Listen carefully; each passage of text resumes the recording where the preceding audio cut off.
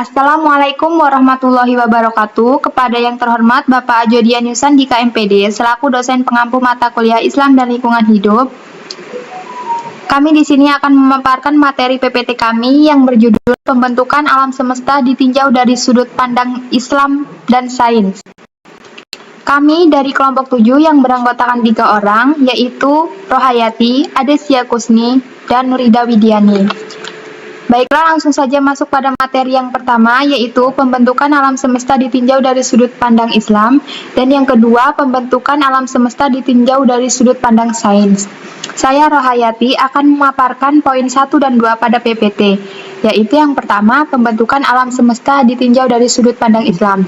Penciptaan dunia menurut Islam sebelum para ilmuwan memperhatikan penciptaan dunia dan memahami hakikat dunia. Semua orang percaya pada cara dunia diciptakan dari sudut pandang agama. Selain ayat di atas, surat Al-Anbiya juga menyebutkan tentang penciptaan dunia. Penciptaan dunia melalui 6 tahapan yang tertulis dalam surat As-Sajdah. 6 bagian tersebut adalah meliputi penciptaan matahari, bumi, air, tumbuhan, hewan, dan manusia. Yang kedua, pembentukan alam semesta ditinjau dari sudut pandang sains. Hingga saat ini banyak bermunculan teori penciptaan alam semesta dari pandang sains.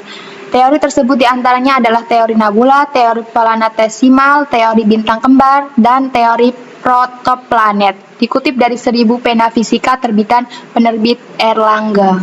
Saya Desia Kusni akan menjelaskan poin 3 dan 4, yaitu teori nebula dan planetesimal.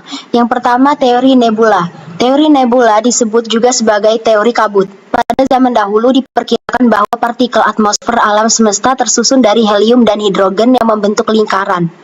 Susunan partikel akan berputar. Saat Anda terus memutar, susunan partikel akan terus mengecil. Kontraksi berlanjut hingga matahari terbentuk di tengah piringan. Bagian-bagian yang terpisah dari pusat piringan membentuk planet-planet yang mengorbit matahari, termasuk negara tempat kita tinggal. Kemudian yang kedua, planetesimal. Teori ini menyatakan bahwa matahari pernah berada di langit pada masa lalu. Dahulu, ada sebuah bintang yang mendekati matahari dan melemparkan sebagian material dari matahari. Saat bintang menjauh dari matahari, sebagian material tersebut tersebar dan menjadi gugusan kecil yang kita kenal sebagai planet. Saya Nurida Widiani akan memaparkan poin 4 dan 5 pada PPT, yaitu yang pertama, teori bintang kembar dan teori protoplanet.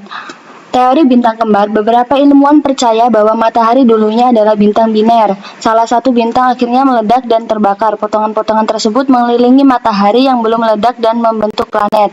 Yang kedua adalah teori protoplanet. Teori protoplanet pertama kali diungkapkan oleh Carl von Weizsäcker. Carl mengungkapkan bahwa alam semesta terbentuk dari awan, gas, dan debu. Teori ini didukung oleh banyaknya awan dan gas yang diamati di alam semesta. Teori-teori ini menjelaskan asal-usul alam semesta, sehingga saat ini para ilmuwan, ulama, dan filosof terus mencari tahu bagaimana alam semesta tercipta. Kesimpulannya adalah salah satu kemukjizatan, keistimewaan Al-Quran yang paling utama adalah hubungannya dengan sains dan ilmu pengetahuan. Begitu pentingnya sains dan ilmu pengetahuan dalam Al-Quran. Al-Quran selalu lebih terdepan daripada sains. Tapi Al-Quran bukan buku pelajaran sains, tapi Al-Quran merupakan penuntun bagi umat manusia dalam mengurangi kehidupan. Hal ini sudah dibuktikan pada konsep alam semesta. Baiklah, sekian dari kami. Wassalamualaikum warahmatullahi wabarakatuh.